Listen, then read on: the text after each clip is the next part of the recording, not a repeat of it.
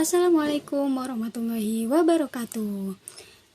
Halo everyone, perkenalkan namaku Siti Mayharti. Aku dari Prodi Manajemen Universitas Primagraha.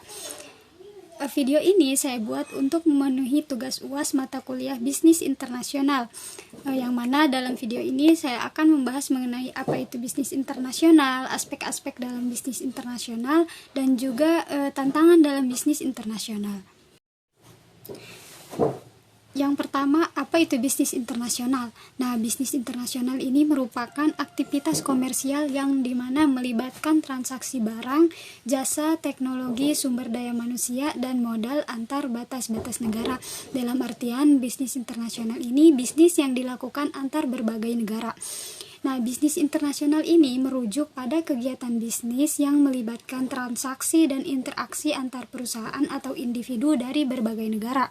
Bisnis ini melibatkan ekspor dan impor barang dan jasa, investasi lintas batas, lisensi, waralaba, kontrak internasional, dan aktivitas bisnis lainnya yang dilakukan oleh berbagai negara. Secara keseluruhan, bisnis internasional ini melibatkan batas-batas negara untuk mencari peluang bisnis yang lebih luas, memaksimalkan keuntungan, dan memenuhi kebutuhan pasar global.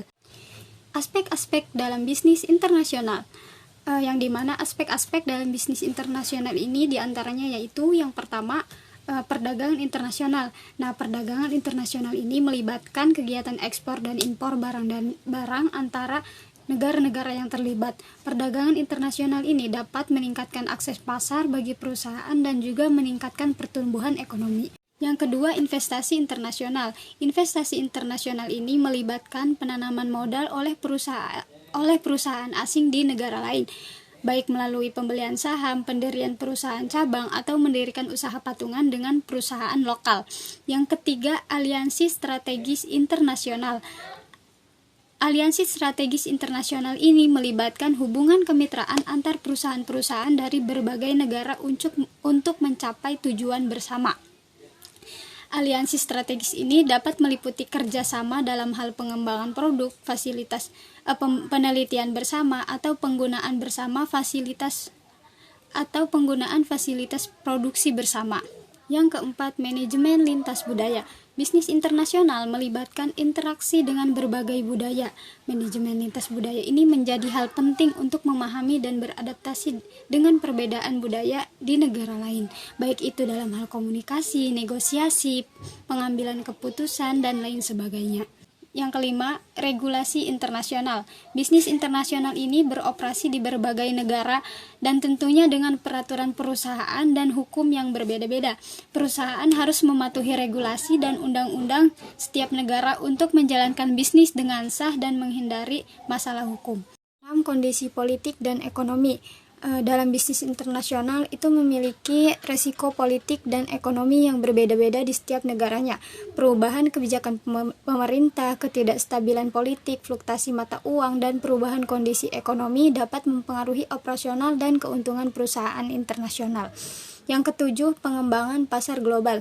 Bisnis internasional memungkinkan perusahaan untuk mengakses pasar global yang lebih luas, baik untuk menjual produk atau mencari sumber bahan baku. Pengembangan pasar global melibatkan analisis pasar internasional, strategi pemasaran yang tepat, dan juga pemahaman tentang preferensi konsumen global. Tantangan dalam bisnis internasional. Dalam dunia bisnis tentunya memiliki tantangan masing-masing. Adapun tantangan dalam bisnis internasional diantaranya yaitu yang pertama, kondisi politik dan undang-undang.